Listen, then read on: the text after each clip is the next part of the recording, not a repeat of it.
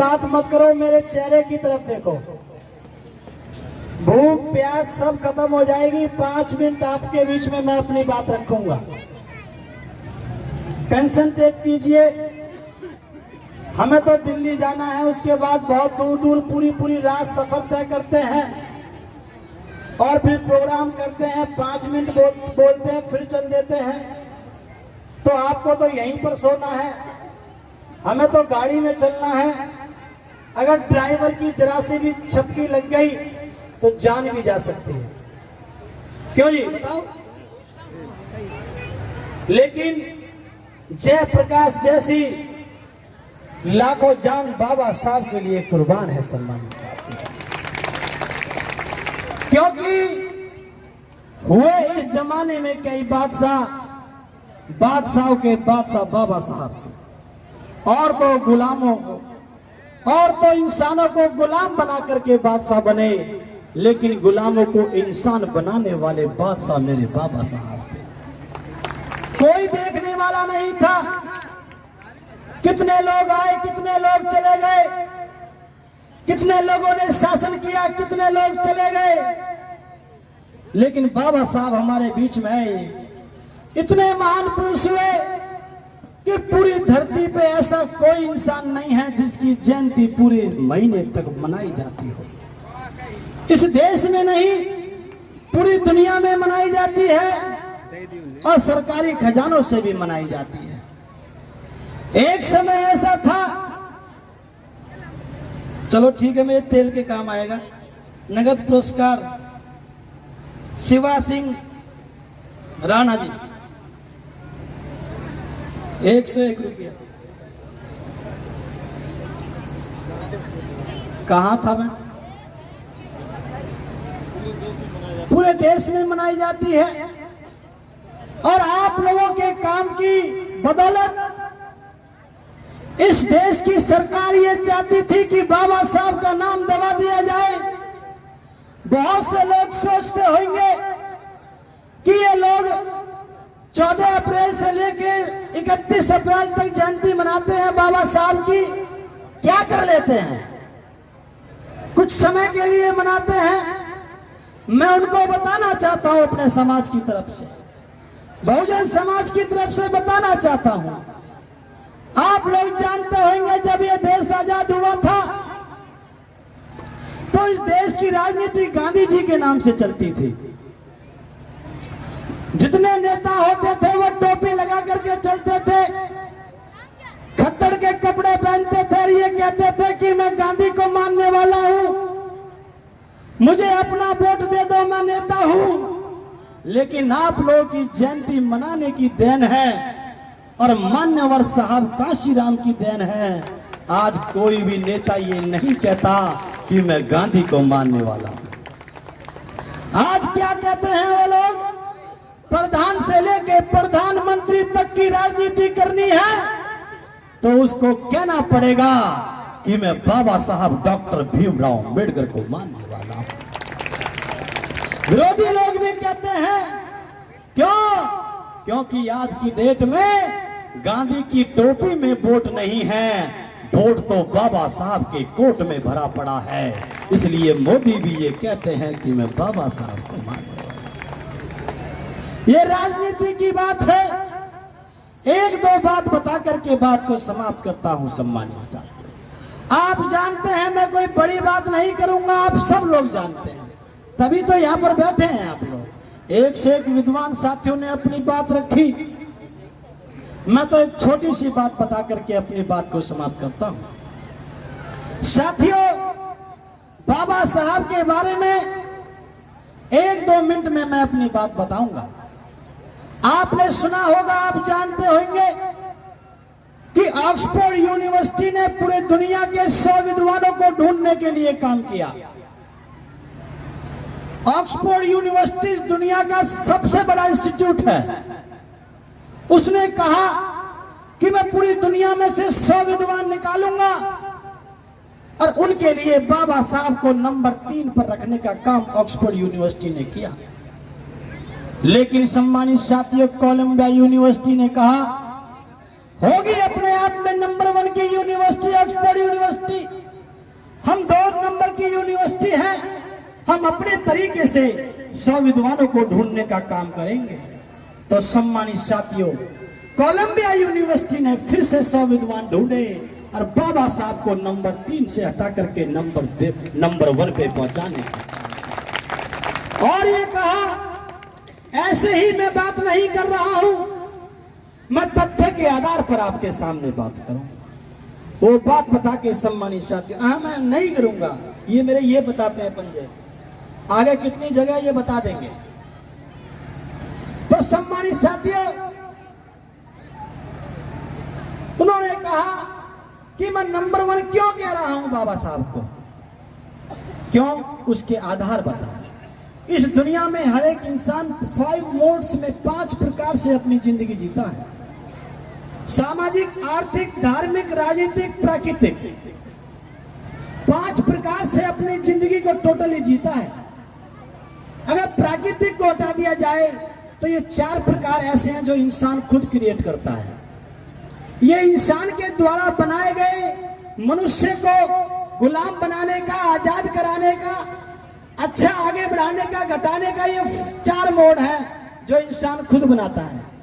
पूरी दुनिया में ऐसा कोई विद्वान समाज सुधारक नहीं हुआ जिसने 4 मोड पर काम किया हो। किसी ने सामाजिक क्षेत्र में काम किया, नेशनल मंडेला जैसे लोगों ने, किसी ने धार्मिक क्षेत्र में काम किया, किसी ने सामाजिक क्षेत्र में काम किया, किसी ने राजनीतिक क्षेत्र में काम किया, लेकिन पूरी दुनिया में ऐसा कोई एक व्यक्ति नहीं मिला जिसने 4 क्षेत्र में काम किया। वो अकेले बाबा साहब डॉक्टर भीमराव अंबेडकर थे, जिन्होंने मनुष्य को आजादी दिलाने के लिए 4 क्षेत्र में काम किया। और लोगों को देख लिया जाए और लोगों का इतिहास निकाला जाए तो उनको अगर सफलता मिली अपने क्षेत्र में, अगर किसी ने वोट के अधिकार के लिए काम किया, नेशनल मंडेला जैसे लोगों ने 27 साल तक जेल में रहे, कार्ल मार्क्स जैसे लोगों ने आर्थिक, अगर वो लोगों को सफलता मिली तो उनकी सफलता में लाखों लोगों की जान गई। लेकिन बाबा साहब को सफलता भी मिली, लेकिन एक आदमी को भी बाबा साहब ने अपनी पूरी जिंदगी में जाने नहीं दिया। पत्थर अपने सर पे खा लिया, लेकिन अपने समाज को चोट आने नहीं दी। ये बाबा साहब की कुर्बानी है आप लोगों के लिए। सब कुछ सहन कर लिया।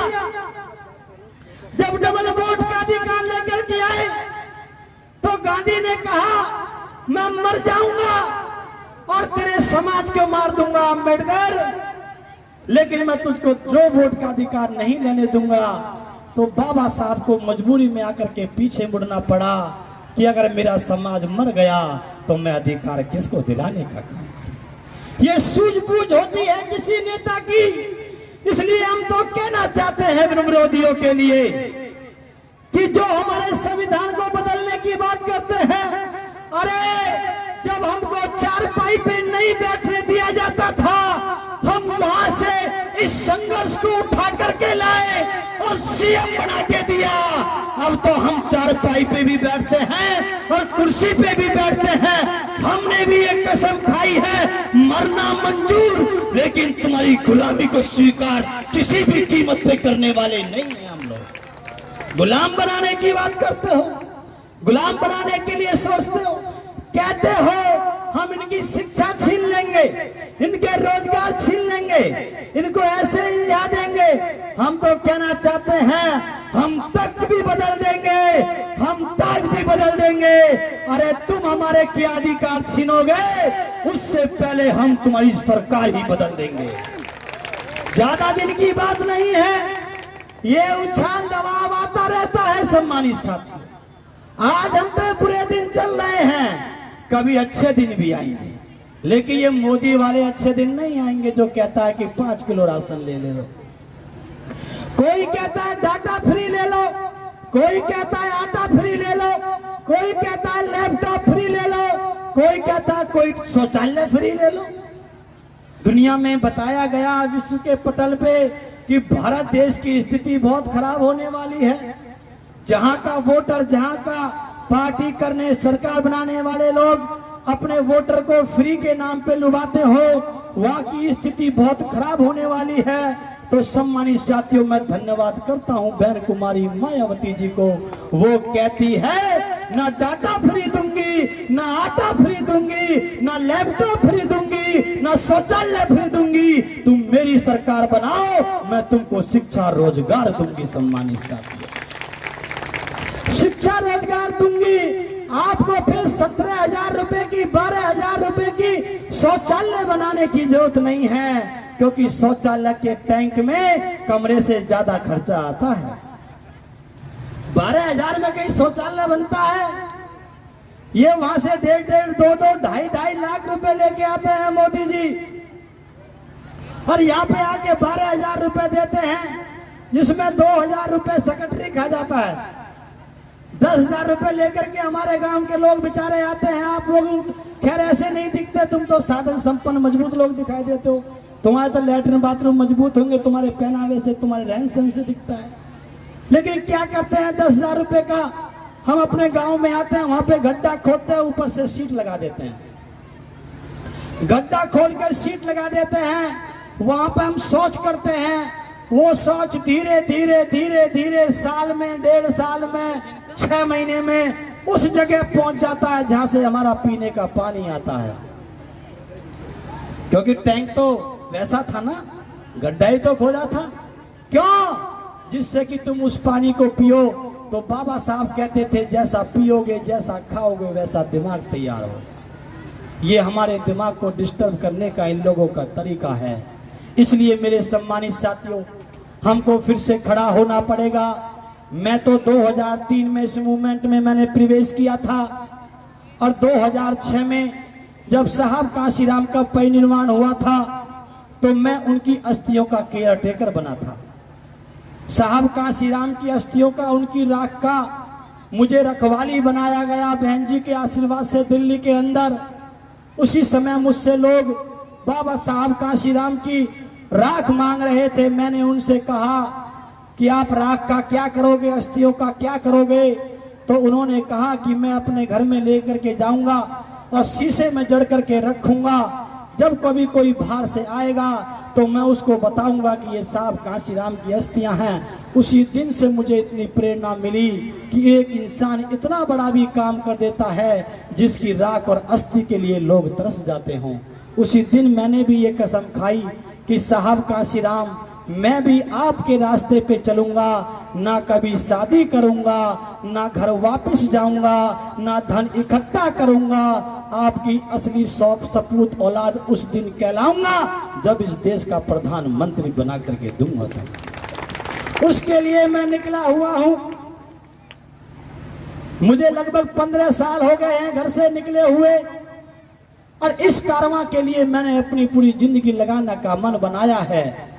मुझे बहन जी ने दिल्ली का प्रभारी बनाया, राजस्थान का प्रभारी बनाया, पूरे देश का प्रभारी बनाया, राष्ट्रीय उपाध्यक्ष बनाया। लेकिन आज से 7 साल पहले मुझे पार्टी से बाहर कर दिया।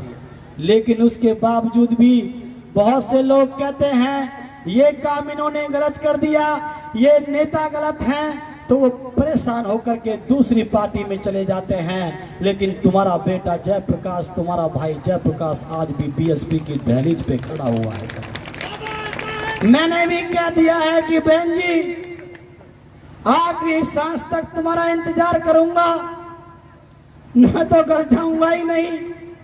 चाहे सांस आपकी हो चाहे मेरी हो, लेकिन मैं इसमें जीत हासिल करूंगा। और एक बार अगर ये समाज और बहन जी मुझको मौका दे दे, तो मैं गारंटी से कहता हूं 2027 में ही हम 5वीं बार बसपा सरकार बनाने का काम करें। मैं आपके क्षेत्र में रथ यात्रा लेकर के आया था, कुछ साथियों ने मुझे बताया। मेरे कहने का मतलब ये है सम्मानित साथियों, घबराने की जरूरत नहीं है। मैंने ये पेपर कुछ साथियों को दिया है, मैंने उसमें लिखा है कि ये पीढ़ी अब तक की इस मूवमेंट की सबसे संपन्न पीढ़ी है। यह पीढ़ी वैचारिक रूप से, सामाजिक रूप से, धार्मिक रूप से, राजनीतिक रूप से, आर्थिक रूप से, शैक्षिक रूप से सबसे संपन्न पीढ़ी है। क्यों साहब बताओ? यह पीढ़ी ना तो बाबा साहब को मिली और ना साहब कांशीराम को मिली। अगर ये पीढ़ी उनमें से किसी को मिल जाती तो आज बात कुछ और होती, लेकिन कोई बात नहीं। महापुरुष आते हैं, अपना काम जो है करते हैं, चले जाते हैं, विचारधारा छोड़ जाते हैं। हम उसी रास्ते पे चलेंगे। और फिर से बहुत से लोग कह सकते हैं, मैं कहता हूं कि भाई हम पीएम बनाएंगे, तो बहुत से लोग कहते हैं कि भाई ये कैसे बात करता है, हम तो बहुत दूर चले गए, पता नहीं पीएम बनेंगे नहीं बनेंगे। मैं उनसे पूछना चाहता हूं, पीएम बनाना कोई बड़ी बात नहीं है। आप कहेंगे यार क्या बात कर रहा है, ऐसे मंच पे आके तो कितने लोग आकर के चले गए। मुझको पता है, हम लोगों को पता है कि पीएम बनाना बहुत आसान है। मैं आपसे ही पूछता हूं सम्मानित साथियों, जितने सांसद नीतीश कुमार के पास हैं, जितने सांसद नायडू के पास हैं, जितने सांसद अखिलेश के पास हैं, अगर मात्र इतने ही सांसद, इनमें से किसी एक के जितने सांसद हैं, मात्र उतने ही सांसद अगर आज हमारे पास होते तो बताओ हमारा पीएम बनता नहीं बनता? महेंद्र भैया साउंड के पास आ जाइए। हमारा पीएम बनता नहीं बनता? जब मोदी जी की लंगड़ी सरकार फंस गई है तो हम भी कहते कि भाई चलो तुम 4.5 साल अपनी सरकार चला लेना, लेकिन 6 महीने सरकार चलाने का मौका एक बार हमको दे दो। तो सम्मानित साथियों वो दे सकते थे और बाबा साहब का सपना पूरा हो सकता था, चाहे कुछ समय के लिए। उसके बाद आगे इलेक्शन होता। अभी मैं मंच पे सुन रहा था, एक बहुत गहरी बात मैं आपको बता करके बात को समाप्त करूंगा, क्योंकि फिर खाने का भी वो खुल चुका है ढक्कन। हम भी 1-2 रोटी खा करके फिर निकलेंगे। एक बहुत बारीक बात मैं आप लोगों से करना चाहता हूं, मंच की तरफ से करना चाहता हूं। एक बहुत बड़ा कॉन्फ्लिक्ट है बीच में। क्या लोग कहते हैं जिसका धर्म मजबूत होगा उसकी सत्ता होगी। आज उन लोगों का धर्म मजबूत है तो उनकी सत्ता है, और सत्ता से, धर्म से वो लंबे समय तक रूल कर सकते हैं। इस बात को थोड़ा बारीकी से समझना कि बाबा साहब के बाद साहब कांशीराम ने, दोनों में थोड़ा सा अंतर रहा। कोई भी सामाजिक व्यवस्था इंक्लूडिंग धर्म, कोई भी सामाजिक व्यवस्था पूर्व के कानून का प्रतिफल होती है। इसको समझना है आप लोगों को। कोई भी सामाजिक व्यवस्था पूर्व के कानून का रिजल्ट होती है। कैसे? पहले कभी बराबरी की व्यवस्था थी, जब इसको बौद्ध काल कहा जाता है। बराबरी की व्यवस्था थी, सब लोग बराबर थे, लेकिन वो बराबरी की व्यवस्था गैर बराबरी में कैसे बदल गई, ये समझिए। ये कानून का खेल है। मनुस्मृति में ये लिखा कि ये लोग, इन लोगों के पास ये अधिकार नहीं होंगे। मनुस्मृति में लिखा कि इन समाज के पास में ये अधिकार नहीं होंगे, लिखा। इसका मतलब मनुस्मृति से पहले उन लोगों के पास ये अधिकार थे।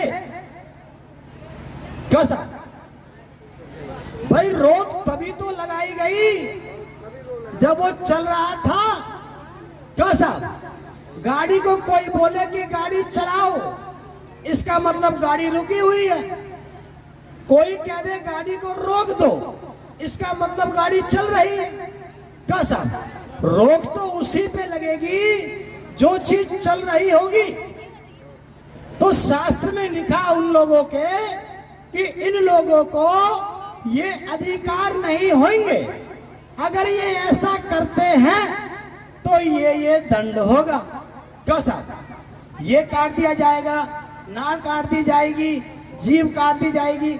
इसका मतलब वे लोग इस काम को करने के लिए एक्साइटेड थे, करना चाहते थे, तो रोक लगाने के लिए दंड का प्रावधान हुआ। इसका मतलब बराबरी की व्यवस्था को गैर बराबरी में बदलने के लिए कानून का सहारा लेना पड़ा। कानून किससे चलता है? कानून सत्ता से चलता है। कानून उसी का चलता है जिसके हाथ में सत्ता होती है। इसलिए एक बड़ा उदाहरण मैं आपको देकर के बात को समाप्त करता हूं। भारत के संविधान में लिखा कि ये अधिकार इनके पास भी होंगे, ये अधिकार इसके पास भी होंगे, सभी के पास होंगे और इनके पास भी होंगे। इसका मतलब भारत देश के संविधान से पहले ये अधिकार इन लोगों के पास नहीं थे। क्यों साहब? भाई नहीं थे तभी तो कहा कि होंगे। इनके साथ छुआछूत का व्यवहार नहीं किया जाएगा। ये तो नहीं कहा कि ब्राह्मण के साथ छुआछूत का व्यवहार नहीं किया जाएगा, क्योंकि ब्राह्मण के साथ छुआछूत का व्यवहार था ही नहीं। इसलिए किसके लिए कहा गया कि शूद्रों के पास भी ये अधिकार होंगे? इसका मतलब भारत देश के संविधान से पहले शूद्रों के पास ये अधिकार नहीं थे। इसलिए फिर बाबा साहब ने कहा अगर इस संविधान को ठीक से लागू कर दिया गया तो भारत को विश्व की शक्ति बनने से कोई रोक नहीं पाएगा। सब कुछ है। पूरा बौद्ध धर्म कोई ऐसा धर्म नहीं है जैसे हिंदू धर्म है और धर्म है, इसका संबंध इस चीज से नहीं है। इस दुनिया में जितने भी कानून हैं, इस दुनिया में जितनी भी रिसर्च है, जितने भी समस्या का समाधान ढूंढने का मार्ग है, जितना भी सब कुछ है, ये भगवान बुद्ध से लिया गया है। इस दुनिया में जितने भी कानून हैं, चाहे वो आईपीसी हो, सीआरपीसी हो, सीपीसी हो, कुछ भी हो, चाहे महिला के लिए हिंदू कोड बिल हो, चाहे सेल्फ डिफेंस का मामला हो, ये सारा का सारा भगवान बुद्ध से लिया गया है। ये कोई अपने आप में धर्म नहीं है, ये एक जीने की कला है जिसको मुसलमान भी मान सकता है, जिसको सिख भी मान सकता है, जिसको हिंदू भी मान सकता है, जिसको कोई भी समाज का व्यक्ति मान सकता है। अगर हम बुद्ध को नहीं मानेंगे, आईपीसी को नहीं मानेंगे तो हमारे ऊपर अपराध हो जाएगा। इसलिए सम्मानित साथियों, साहब काशीराम ने कहा मैं सामाजिक परिवर्तन करूंगा, मैं सारे काम करूंगा, लेकिन बिना सत्ता के ये संभव नहीं है। समाज सुधार हो सकता है लेकिन सामाजिक परिवर्तन के लिए सत्ता का होना जरूरी है। आप लोग जो कर रहे हैं, हम लोग जो कर रहे हैं, एक लोग को, दो लोग को, चार लोग को सुधारने का काम कर रहे हैं, ये समाज सुधार का पाठ है, लेकिन सामाजिक परिवर्तन बिना सत्ता के नहीं हो सकता। इसलिए सम्मानित साथियों, हमें राजनीति पे भी ध्यान रखना है, हमें व्यवस्था पे भी ध्यान रखना है और विरोधी जिस प्रकार से चल रहा है उसकी चाल पर भी ध्यान रखना है। ये उछाल दबाव आता रहता है, हमको फिर से अपनी पार्टी को मजबूत करना है। हालांकि ये पार्टी का मंच नहीं है, ये सामाजिक मंच है, उस पर सम्मानित साथियों आप लोगों को ध्यान रखना है। समय काफी हो गया है और मैं अपनी माताओं, बहनों, बेटियों के लिए एक छोटी सी बात बता करके अपनी बात को समाप्त करूंगा, क्योंकि आप इतनी रात में भी इतने समय तक बैठी हैं, खाना उधर खुला हुआ है, उसके बावजूद भी आप यहाँ पर बैठे हुए हैं। एक छोटी सी बात, बहुत से लोग ये सोचते होंगे कि जो कुछ मिला ऊपर वाले से मिला। हम तो बताते रहते हैं, संत रविदास महाराज भी कहते हैं कोई काऊ को नहीं देई जो ले निजबल ले। इस दुनिया में कोई किसी को नहीं देता, जो लिया जाता है वो अपने दम पे लिया जाता है। ये संत रविदास महाराज ने कहा। ये लोग कहते हैं ऊपर वाले की भक्ति करो, भक्ति से बड़ी शक्ति कहीं नहीं होती, लेकिन संत रविदास कहते हैं कि भक्ति में शक्ति नहीं है, इसके उल्टा पलट जाओ, भक्ति में शक्ति नहीं बल्कि शक्ति में भक्ति होती है। जिस दिन तुम शक्तिशाली बन जाओगे, भक्तों की लाइन तुम्हारे आगे पीछे लग जाएगी। सम्मान से हमको शक्तिशाली बनना होगा। आपने देखा होगा एक प्रधान के पास शक्ति आती है तो उसके पास में लाइन लग जाती है।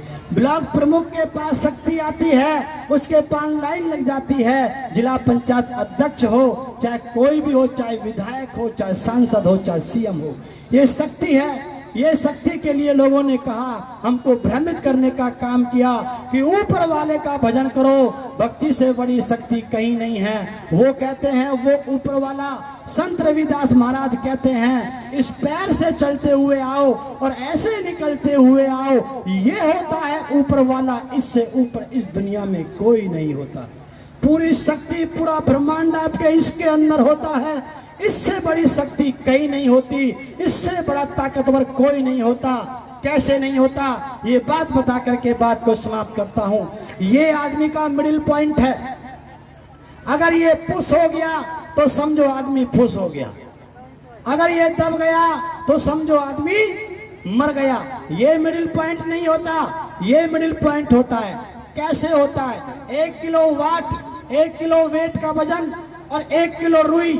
रुई का आकार बड़ा हो सकता है, वेट का आकार छोटा हो सकता है, लेकिन सुई बीच में रहती है, वो मिडिल पॉइंट होता है। ऐसे ही ये मिडिल पॉइंट है। इस पॉइंट से ऊपर वाले हिस्से से काम करोगे तो 1 मिनट में 1 करोड़ रुपया भी कमा सकते हो। क्यों साहब? अगर इस पॉइंट से ऊपर वाले हिस्से से काम करोगे तो 1 मिनट में 1 करोड़ भी कमा सकते हो, और इस पॉइंट से नीचे वाले हिस्से से काम करोगे तो पूरे 12 घंटे काम कर लेना, 200, 400, 500 रुपए से ज्यादा पूरे दिन में कमा नहीं पाओगे। तो ये होता है ऊपर वाला। इसलिए सम्मानित छात्र, इसके लिए बाबा साहब ने कहा कि शिक्षा के ऊपर हम लोगों को काम करना है।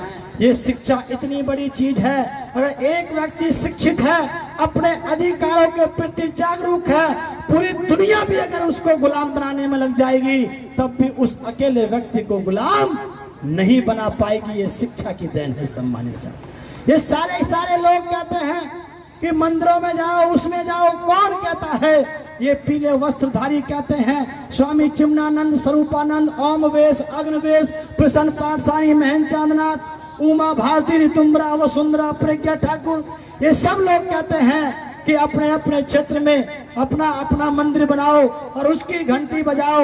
ये सारे के सारे लोग अपने अपने मठों को छोड़ करके MP MLA बन रहे हैं और हमसे कहते हैं अपने घर में जाकर के घंटी बजाओ। हमको कहना होगा, हम घंटी बजाएंगे तो विद्यालय की घंटी बजाएंगे, स्कूल की घंटी बजाएंगे, पार्लियामेंट विधानसभा की घंटी बजाएंगे। अगर इन्हीं मठों के अंदर ताकत होती तो योगी आदित्यनाथ अपने मठ को छोड़ के मुख्यमंत्री नहीं बनता। अगर इनमें ताकत होती तो सम्मानित साथी, ताकत का एक ही स्थान है जिसका नाम है राजनीति। मैं तो पार्टी से निकला हुआ व्यक्ति हूँ। ये ताकत की पहचान है। गाड़ी का हूटर बजा दो, लोग छोड़ करके आते हैं कि कोई नेता आ रहा है और हमारी गाड़ी को निकाल देता है। ये राजनीति की ताकत है सम्मानित साथी। इसको समझना है, मूवमेंट को समझना है, मिशन को समझना है, राजनीति को समझना है और माताओं बहनों अपनी ताकत को समझना है। एक छोटी सी बात बता करके मैं अपनी बात को समाप्त करूंगा। जैसे ये माताएं बहनें हमारी, आप एकदम बैठ जाओ, लगता है तो चांदी की थाली में खा रही हैं क्या? बैठ जाओ, 2 मिनट की बात। एक बार एक लड़की की शादी हुई। छोटी सी बात बता के समाप्त करूंगा। सुनो बिटिया, आपस में बात मत करो, मुझे देखो 1 मिनट के लिए। एक इस तरह से एक लड़की आती थी, मीटिंग्स में आती थी। उस लड़की की शादी हो गई। ऐसे हमारे जो साहब लोग बैठे हैं वो सिखाया करते थे, भाषण दिया करते थे। एक ऐसी बिटिया की शादी हो गई। शादी होने के बाद वो अपने ससुराल चली गई। ससुराल में जाके उसकी माँ ने कहा कि उसकी सासू माँ ने कहा, बेटा हमारे गांव के बाहर एक मंदिर है, हम जो नई शादी होती है तो हमारी नई बहू उस मंदिर में जाती है और देवी के दर्शन करके आती है। उस लड़की ने सोचा, अगर मैंने अपनी सासू माँ से मना कर दिया कि मैं इन चीजों को नहीं मानती तो अभी लड़ाई हो जाएगी। उसने कहा चलो मम्मी। थाली सजाई, आगे आगे सासू माँ, पीछे पीछे बहू चल दी पीछे पीछे। जैसे ही वो नजदीक पहुंची मंदिर के तो मंदिर के गेट पे 2 शेर बने हुए थे। मंदिर के गेट पे 2 शेर बने हुए थे। उस लड़की ने कहा, बहू ने कहा कि मम्मी मुझे लगता है वो शेर खड़े हैं, वो शेर हमें खा जाएंगे, चलो वापिस चलते हैं, कल आएंगे। उस लड़की ने, उस सासू माँ ने सोचा मेरी बहू पढ़ी लिखी तो है पर सीधी आ गई बेचारी। अरे बिटिया वो पत्थर के शेर हैं, वो खाते नहीं हैं। बोले अच्छा मम्मी ये पत्थर के शेर खाते नहीं हैं, तो चलो आगे। आगे चल दिए। जैसे ही मंदिर के प्रांगण में अपना कदम रखा तो उसके उल्टे हाथ की तरफ, बाएं हाथ की तरफ एक गाय के नीचे एक बछड़ा दूध पी रहा था। उसने कहा मम्मी मेरी थाली पकड़ो, मैं घर से बाल्टी लेके आती हूँ, इसका दूध निकालेंगे, घर लेकर के जाएंगे, खीर बनाएंगे।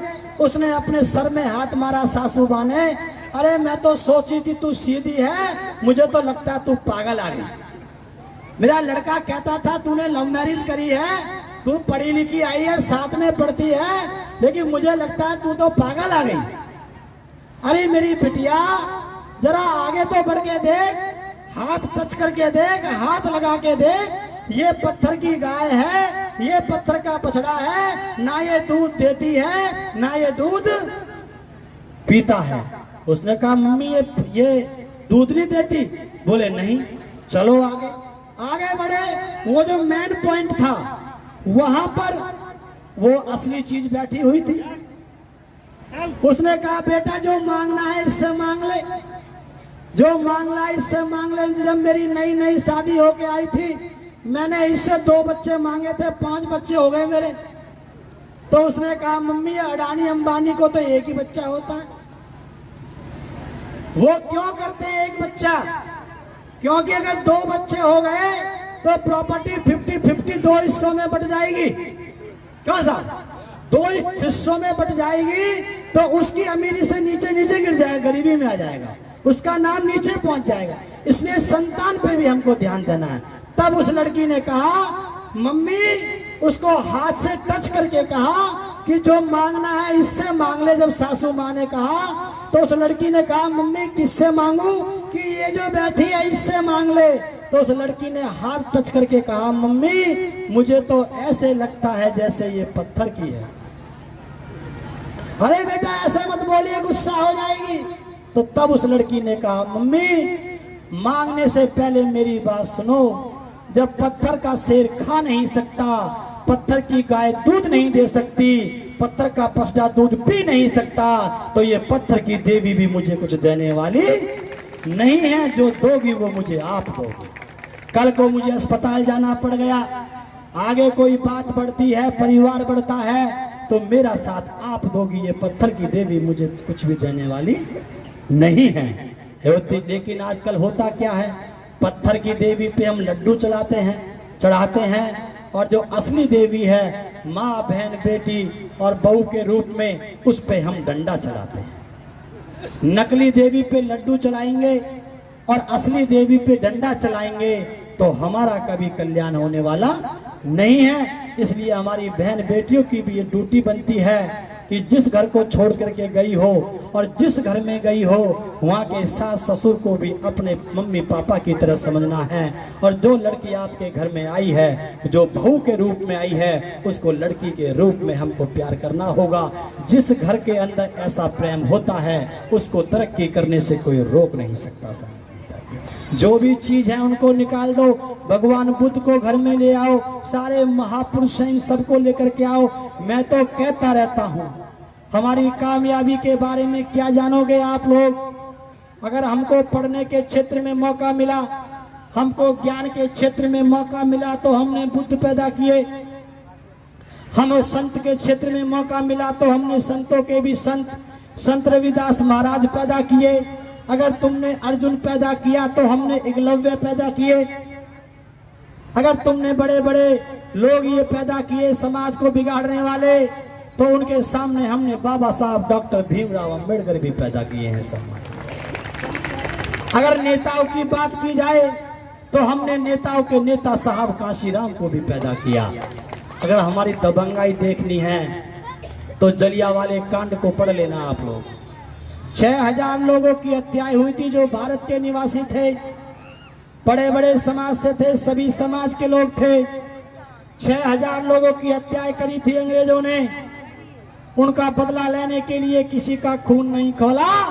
अगर खून खोला तो आपके समाज के शहीद ऊधम सिंह का खून खोला, जिसने जनरल डायर को उसके घर में घुस के जाके गोली मार दी। ये हमारी दबंगाई है।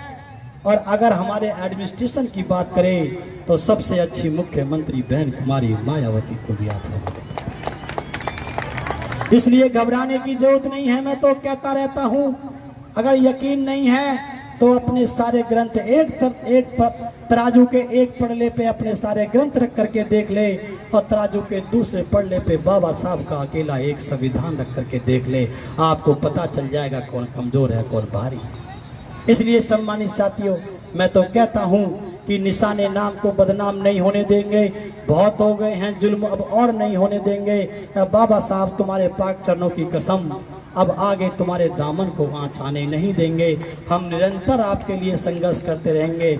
या तो मौत स्वीकार होगी लेकिन गुलामी स्वीकार नहीं होगी, क्योंकि अगर गुलामी स्वीकार कर ली, बहुत से लोग कहते हैं हत्याएं हो रही हैं, ये हो रही हैं। मुझसे लोग कहते हैं ये हत्याएं बढ़ रही हैं, वो बढ़ रही हैं। मैं उनसे कहता हूँ, आप लोगों से भी कहना चाहता हूँ, जो समाज गुलामी को स्वीकार नहीं करता, जो क्रांति चाहता है, उसको इस प्रकार की आहुति देनी होती है। तुम आज गुलामी स्वीकार कर लो, तुम्हारे ऊपर अत्याचार कोई नहीं। गुलाम समाज पे कोई अत्याचार नहीं करता, गुलाम समाज को कोई नहीं मारता।